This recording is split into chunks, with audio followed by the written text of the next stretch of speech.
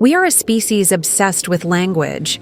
We are taught from birth to listen to words, to decipher sentences, to value the loud and the explicit. But what if the most important messages, the most profound truths that guide our lives, are not spoken at all? What if they are carried on the currents of the unseen, written in a language of pattern and feeling, a language that arrives on the wind? The ancients understood this. They knew that the wind, in its eternal and restless journey across the face of the earth, was more than just moving air. It was a messenger, a carrier of secrets, a vast and invisible library of whispers. And for those who remembered how to listen, it was an oracle.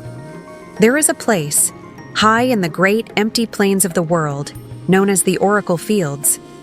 It is not a forest of silent trees, but an endless sea of tall golden grass that stretches to the horizon in every direction. Here, the wind is not a visitor, it is the sole inhabitant. It is a constant presence, a physical force that shapes the landscape and the soul. To stand in the Oracle Fields is to stand in the breath of the planet. You can hear it coming from miles away, a low, rising hum that grows into a roar as it washes over you, making the sea of grass heave and sway like a living ocean.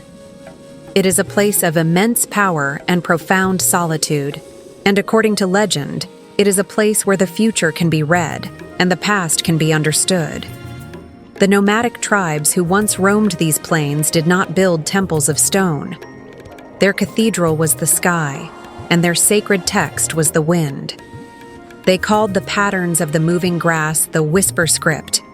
They believed that the wind, in its interaction with the millions of blades of grass, was not random. It was a reflection, a physical manifestation of the invisible currents that shape our destiny. They would come to the fields with a question held heavy in their hearts, and they would simply sit, sometimes for days, watching. Not looking for a sign, but allowing the patterns to emerge. A sudden, violent gust that created a spiral? That was a warning of inner turmoil. A long, gentle wave that flowed unbroken to the horizon? A sign of a clear path forward. A moment of impossible, dead calm? A message to wait, to be still, to listen more deeply. Modern science would dismiss this as mere superstition, a projection of human meaning onto the chaos of aerodynamics. And perhaps they are right. But perhaps they are missing the point. The legend of the Whisperscript is not about the wind having a conscious voice. It is about the profound clarity that arises from the act of sustained, meditative attention. To watch the wind for hours is to quiet the storm of your own mind. The endless chattering voices of fear and doubt and ambition eventually fall silent, exhausted by the sheer, monotonous beauty of the flowing grass. And in that internal quiet, another kind of perception awakens. You begin to see the world not as a collection of separate things, but as a single, interconnected dance. The wind is not telling you what to do. The act of watching the wind is allowing you to finally hear the answer that was already inside you. I came to the Oracle Fields at a crossroads in my own life, burdened by a question that logic could not answer. I found a small rise in the endless grass and I sat. The wind was a constant roar, a physical pressure against my skin. For hours, it was just noise, just chaos. My mind rebelled, begging for distraction, for a screen to look at, for a problem to solve. But I resisted. I just watched the grass, wave after wave, ripple after ripple. And then, slowly, something began to change.